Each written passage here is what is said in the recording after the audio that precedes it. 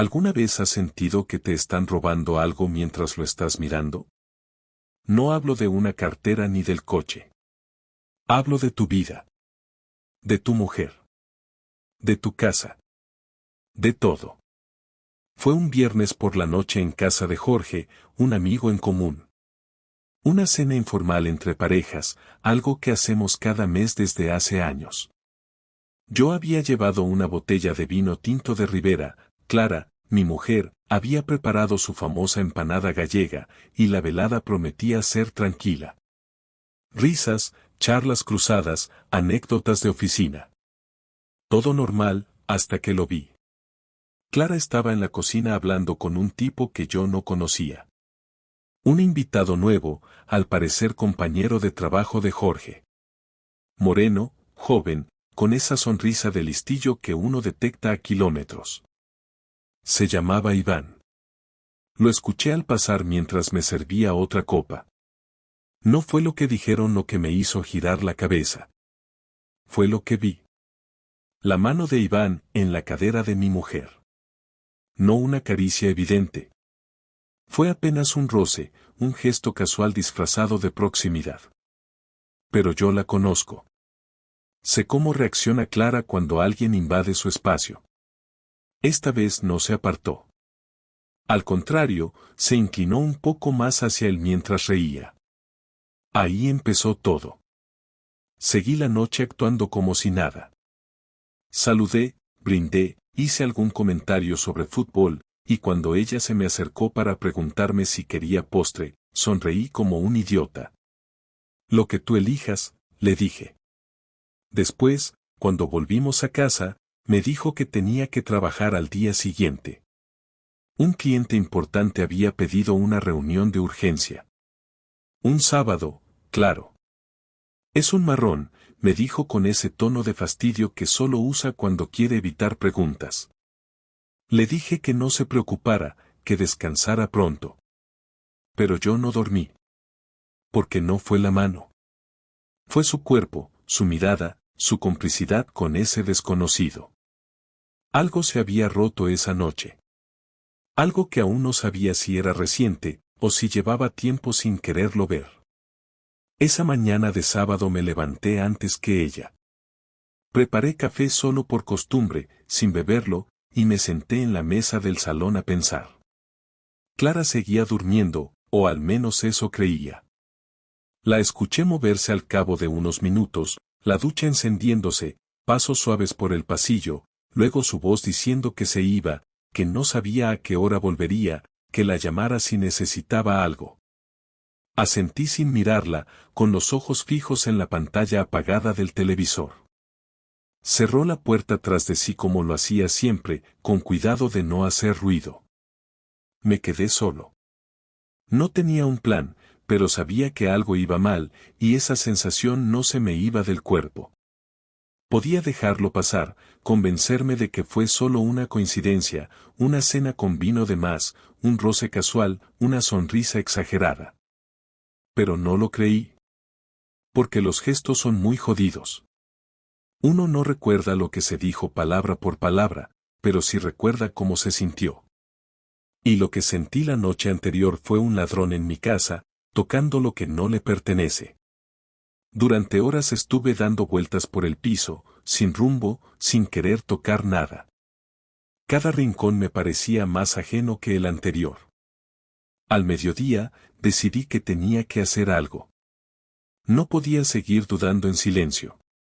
No iba a revisar su móvil, ni meterme en su ordenador, ni buscar pistas como un idiota.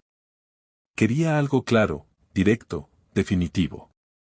Así que agarré las llaves del coche y conduje hacia el centro de Valencia, donde Clara decía tener la reunión. Dijo que era en las oficinas de un cliente en la calle Colón. No lo dudé. Fui directamente allí, aparqué a 2 manzanas, y me senté en un bar de la esquina. Pedí un cortado y un bocadillo que no toqué, solo para justificar mi presencia. Esperé más de 2 horas. Vi pasar a varias personas, pero no a Clara. Al rato, Entré en el portal del edificio que ella me había mencionado en otras ocasiones, saludé al portero con seguridad y pregunté si ese sábado había alguna empresa abierta. El hombre me miró como si fuera tonto. Aquí los sábados no trabaja nadie, jefe, me soltó sin darle más importancia.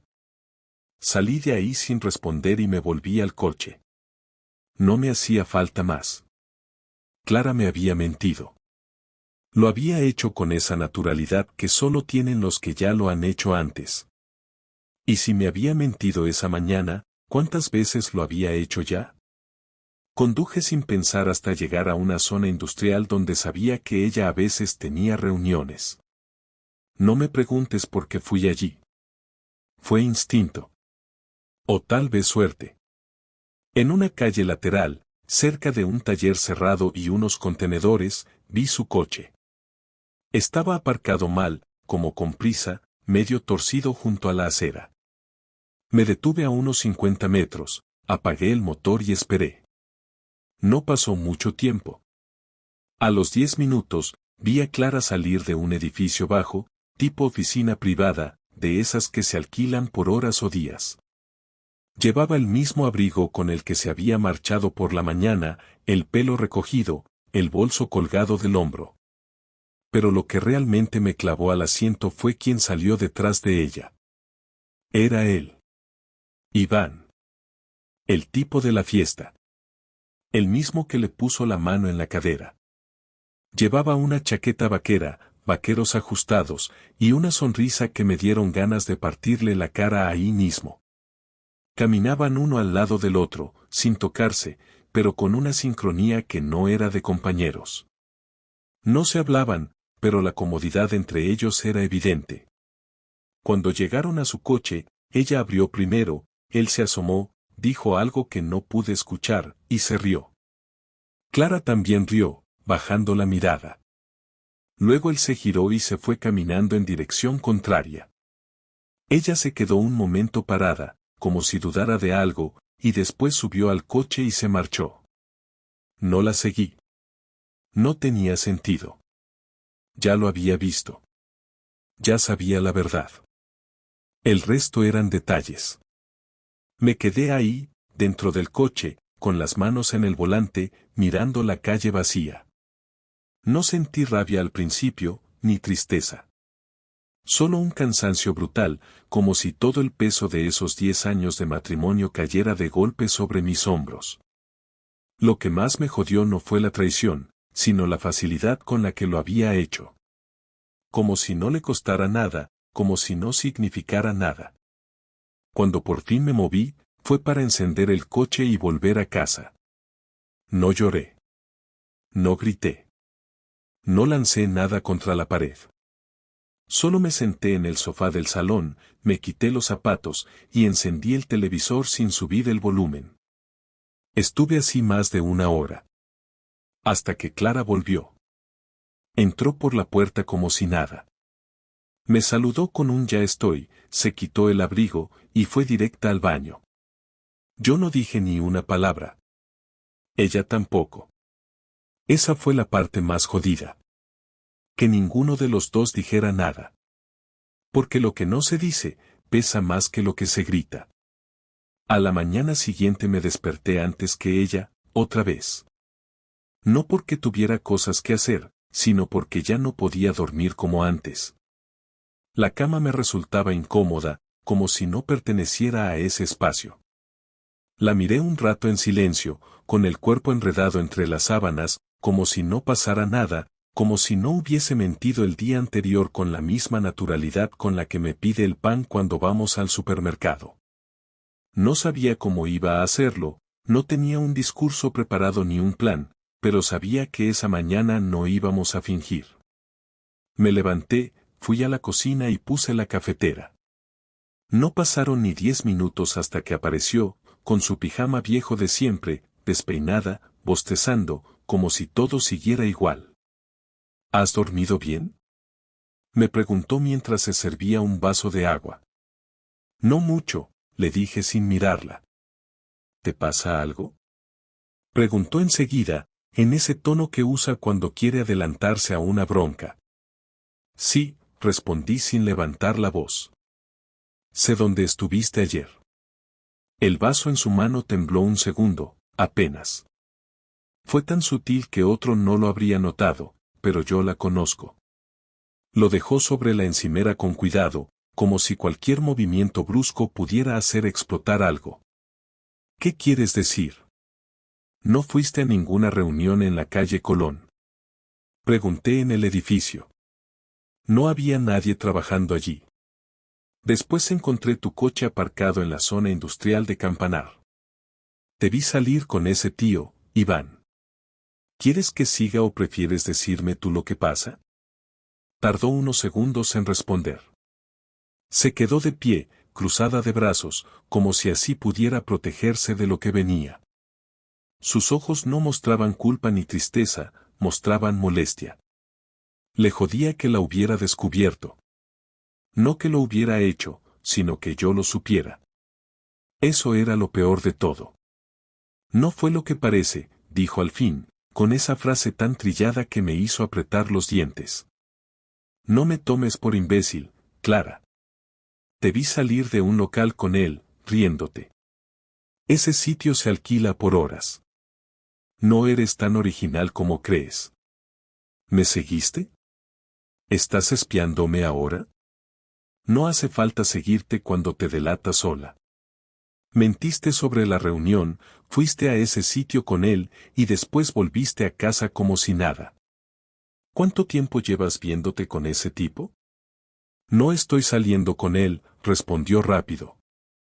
Fue solo una vez. No sé cómo pasó. Claro que sabes. Lo planeaste. Me dijiste que tenías una reunión para tener la excusa perfecta. Eso no es algo que pasa sin querer. No tienes idea de cómo me siento últimamente, de cómo te has vuelto, distante, frío, siempre con cara de que todo te molesta. No me tocas, no me escuchas, no me dices nada. ¿Sabes lo sola que me siento? Y por eso decidiste acostarte con otro. Eso lo arregla todo, ¿no? No fue solo eso. Él me escucha, me mira, se interesa por mí. Me hace sentir viva otra vez. Y no estoy diciendo que esté bien, solo, pasó, y no supe cómo frenarlo. Sí supiste.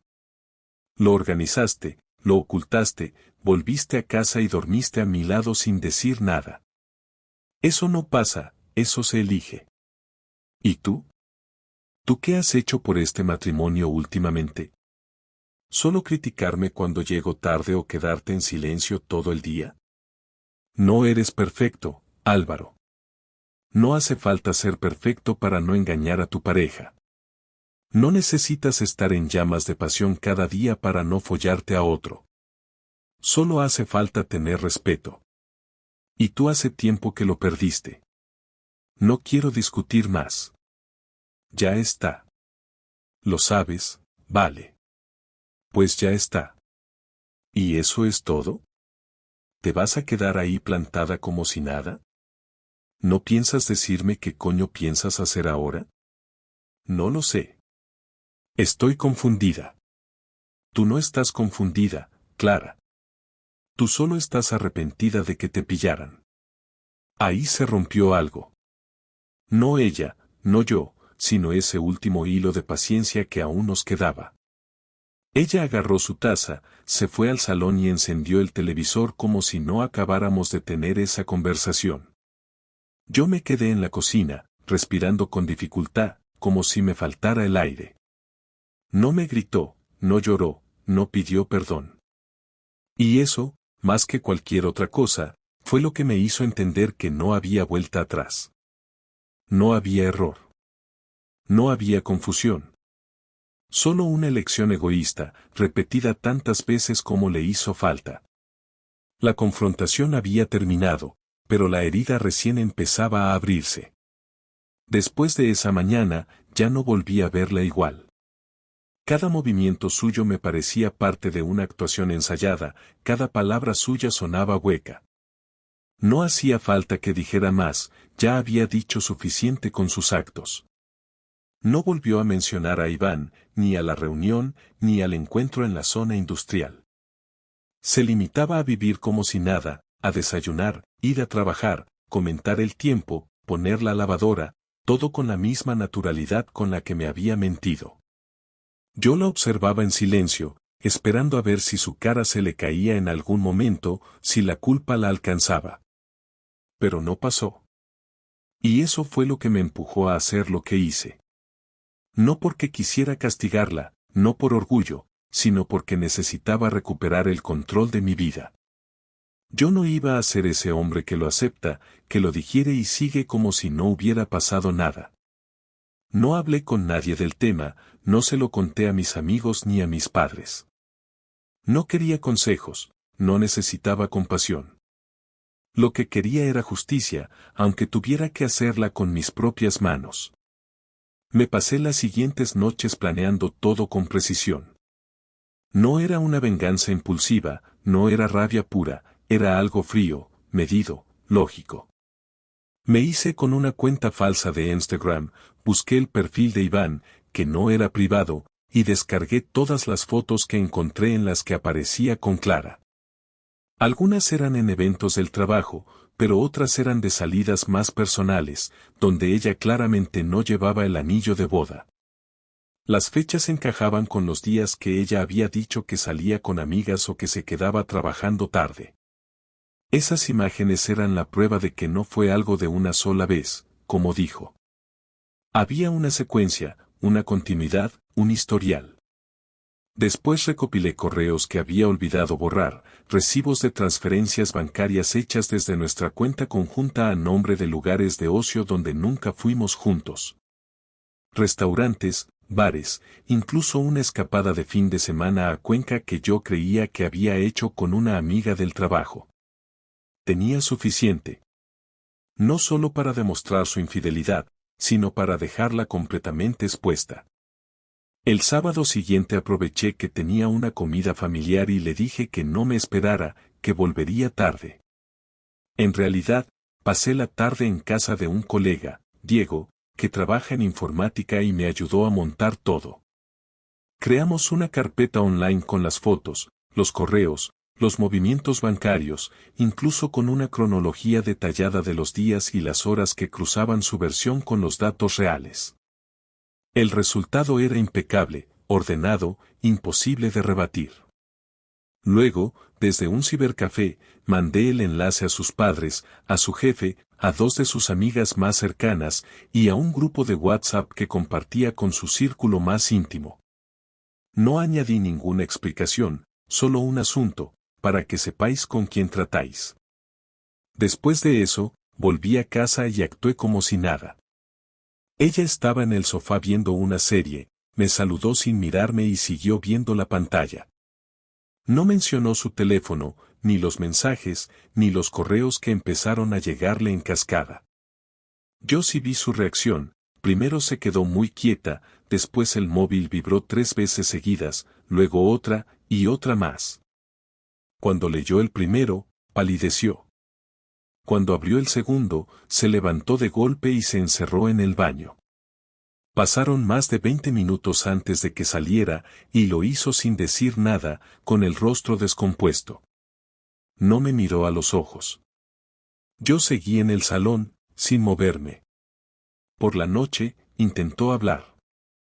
Se sentó a mi lado, respiró hondo y empezó con esa voz frágil que tanto detestaba últimamente. ¿Fuiste tú? ¿A qué te refieres? Lo que mandaron. Las fotos. Los correos. Lo sabe todo el mundo. ¿Y qué esperabas? ¿Que lo guardara en un cajón? No tenías derecho. Tenía todo el derecho. Tú fuiste la que cruzó la línea, yo solo hice que los demás lo vieran. Mis padres están destrozados. Me han bloqueado. En el trabajo me han apartado del proyecto. Me están haciendo la vida imposible. No me alegra. Pero tampoco me importa. ¿Esto era lo que querías? ¿Destruirme? Yo solo quería que te miraras en un espejo y vieras la persona en la que te has convertido. Porque no soy yo el que cambió, fuiste tú. Yo no te mentí, no te fallé, no te humillé. Pero tú lo hiciste sin temblar. ¿Y ahora qué? Eso depende de ti. Yo ya he terminado de jugar a esta farsa. Se levantó sin decir más. No lloró, no suplicó. Solo subió al dormitorio y cerró la puerta. Y por primera vez en semanas, me sentí en paz. No por el daño causado, sino por haber recuperado algo que me habían quitado, mi dignidad. Durante los días siguientes, la casa se convirtió en un lugar silencioso y tenso, donde cada movimiento se hacía con cuidado para evitar cualquier cruce innecesario. No hablábamos, no comíamos juntos, no compartíamos ni una mirada. Clara se encerraba en el dormitorio cuando llegaba del trabajo y yo ocupaba el salón como si viviéramos en dos mundos distintos. No hubo gritos, no hubo insultos, pero el aire estaba cargado con todo lo que no se decía. Yo había soltado todo el peso que me consumía y ella estaba ahora bajo el juicio de quienes antes la consideraban íntegra. No se lo deseaba, no necesitaba verla arrastrarse para sentirme mejor, pero no podía evitar preguntarme en qué momento dejamos de hablarnos como pareja para convertirnos en enemigos con la misma dirección en el DNI. La indiferencia era más dura que cualquier reproche, y eso lo sabía ella tanto como yo. Una noche de jueves, cuando ya estaba metido en la cama del cuarto de invitados, escuché pasos lentos en el pasillo. La puerta se abrió sin golpear. Clara entró con una expresión que no reconocí del todo. No era rabia ni tristeza. Era algo más apagado, como si ya no esperara redención ni consuelo. Llevaba puesto un chándal viejo y el pelo recogido sin ganas. Se sentó al borde de la cama, dejando un espacio entre nosotros, como si el aire aún pudiera cortar cualquier intento de acercamiento. Necesito hablar contigo, dijo sin mirarme directamente. No quiero justificarme. Solo quiero decirte lo que no pude estos días. Tienes 5 minutos, respondí sin cambiar de postura. No sé en qué momento empecé a desconectarme de todo esto, de ti, de nosotros. Pero pasó. Y no lo supe frenar. No fue culpa tuya, no fue porque hicieras algo malo. Solo dejé de sentirme parte de esto y busqué afuera lo que ya no sentía aquí. No estoy diciendo que esté bien. Sé que hice todo mal. Mentí, te falté al respeto, te humillé. Y ahora lo estoy pagando. Todo el mundo me dio la espalda. Mis padres no me contestan los mensajes, mi jefe me ha suspendido indefinidamente y mis amigas me escriben como si no supieran quién soy. He tocado fondo, Álvaro. Lo sé. Y aún así, lo único que me importa ahora mismo es saber si alguna vez podré hablar contigo sin que me odies. No te odio, dije con claridad. Lo que siento va más allá del odio. Es decepción, es agotamiento. No entiendo cómo alguien puede vivir bajo el mismo techo de otra persona y hacer todo lo que hiciste sin pensar en las consecuencias. Me quitaste la confianza, me hiciste dudar de cada cosa que compartimos. Y no sé si eso se puede reconstruir. No quiero que volvamos, no te estoy pidiendo eso. Solo necesito que sepas que no te usé, que no fuiste un marido invisible. Lo que sentí por ti fue real. Todo. Pero me equivoqué. Y cuando quise parar, ya había cruzado todas las líneas. Y aún así volviste a casa como si nada. Te acostaste a mi lado, cocinaste conmigo, celebraste cumpleaños, sonreíste delante de nuestros amigos. Todo eso también fue parte de tu mentira. Lo sé. Y no lo voy a negar. Pero no quiero seguir fingiendo. No quiero ser esa persona. Quiero irme. Dejar la casa. Dejarte en paz. ¿Por qué ahora? Porque no tiene sentido seguir aquí. Me lo dejaste claro. Y yo no tengo cómo mirarte a la cara cada día sin pensar en lo que hice. No puedo vivir rodeada de cosas que antes eran nuestras. La mesa, los platos, el sofá. Todo me recuerda lo que destruí. No necesito que sufras para estar bien. Pero tampoco puedo vivir fingiendo que podemos salvar algo de esto. Si te vas, no voy a impedirlo. Es más, lo prefiero. Me quedaré en casa de mi hermana unos días. Ya hablé con ella. El lunes llamaré a un abogado para empezar los trámites. Te dejaré todas las cuentas claras, no quiero pelear por nada. Haz lo que tengas que hacer. Solo quiero que esto termine ya. Que cada uno empiece desde cero, sin arrastrar más mentiras. Se quedó en silencio. Por un momento pensé que iba a llorar, pero no lo hizo. Se levantó despacio y salió de la habitación sin decir nada más. Esa fue la última conversación real que tuvimos. Sin gritos, sin drama, sin pedir más de lo que podíamos dar. Solo la aceptación brutal de lo que éramos ahora, dos personas que compartieron una vida y que ya no tenían nada más que compartir. El domingo por la mañana ya no estaba. Su lado de la cama, su cepillo de dientes, sus zapatos en la entrada, todo había desaparecido. No dejó una nota ni un mensaje, ni una explicación final. Solo una ausencia evidente que, por primera vez en mucho tiempo, no me molestó. La casa estaba en silencio, pero no era ese silencio incómodo que nos había acompañado durante semanas, era un tipo de calma distinta. Fui a la cocina, me preparé un café y me senté a desayunar sin tener que forzar una conversación. Nadie me miraba de reojo, nadie esperaba que dijera algo para resolver lo que ya no tenía arreglo. Era solo yo, con el mismo desayuno de siempre, pero por fin con la cabeza en orden. Durante los días siguientes, respondí a los correos del abogado que ella contrató. No hubo conflictos. Acordamos una división sencilla, ella se quedaba con su coche, yo con el mío, la casa quedaba en venta y cada uno recibiría la mitad. No hubo discusión sobre cuentas bancarias ni objetos personales. Parecía como si ambos quisiéramos cerrar el capítulo cuanto antes, como si ya no hubiera energía para más reproches.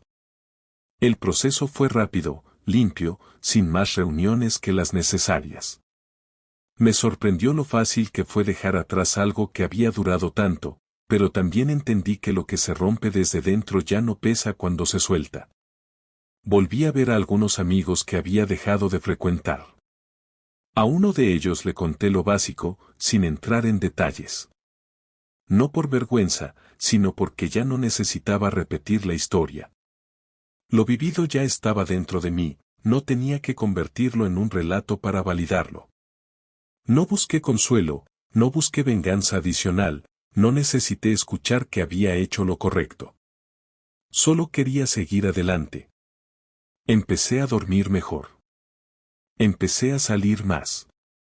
Incluso recuperé algunas rutinas que había dejado por la relación, como correr por las mañanas o cocinar solo para mí sin pensar en gustos ajenos.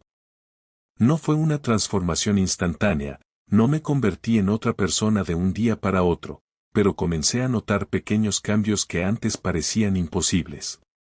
Un mes después del divorcio, recibí un mensaje de Clara. No decía mucho. Solo que esperaba que estuviera bien y que agradecía que no hubiera hecho todo aún más difícil. Lo leí varias veces antes de decidir no responder. No porque sintiera odio, sino porque entendía que ya no había nada que decir. No quería mantener contacto, no quería abrir espacios que ya habíamos cerrado. Lo nuestro había sido una historia con final, y eso estaba bien. Algunas cosas no necesitan continuación. Lo más difícil de todo fue aceptar que no tenía que entender por qué lo hizo. No todas las preguntas tienen respuestas. No todas las traiciones vienen acompañadas de una lógica que pueda consolarte. A veces la gente simplemente elige destruir lo que tienes sin razón aparente, y el error está en creer que uno puede evitarlo si hace todo bien. Yo no fallé como marido, no fui perfecto, pero tampoco fui invisible. Di todo lo que tenía, y eso es suficiente para quedarme tranquilo. Mucha gente cree que una infidelidad es el fin del mundo, que te destroza para siempre. Pero la verdad es que, cuando pasa, no se siente como un terremoto, se siente como una grieta que se abre poco a poco hasta que todo se cae solo. Lo importante no es evitar que se abra, sino saber salir de los escombros con lo que te queda entero. Hoy sigo solo, pero no estoy mal. La soledad, cuando se vive con calma, no es castigo. Es claridad. Es espacio para uno mismo. No necesito llenar el vacío con alguien más, no estoy buscando recuperar lo perdido ni compensar nada. Estoy bien. Hago mis cosas, mantengo mis tiempos, y no tengo que justificarme ante nadie. No me llevo un recuerdo feliz del matrimonio, pero tampoco me quedo con odio. Me quedo con la certeza de que hice lo que tenía que hacer, de que supe actuar a tiempo, de que no me tragué el orgullo ni me escondí detrás de excusas. Fui claro, fui firme, y aunque dolió, seguí adelante. Si alguien me preguntara qué aprendí de todo esto, le diría que hay que saber cuándo soltar. Que uno no pierde por separarse, uno pierde cuando se queda atado a lo que ya no tiene valor. Y que nadie debería aguantar una traición solo por no empezar de cero. A veces el cero es exactamente donde uno tiene que estar para volver a construir algo que sí valga la pena. Esta es mi historia. No es una tragedia, no es una epopeya, no tiene un giro inesperado. Es solo la historia de un tipo que descubrió que su esposa le era infiel y decidió no dejar que eso lo definiera. Lo demás ya no importa. Porque ella se fue. Y yo me quedé. Pero esta vez, para mí.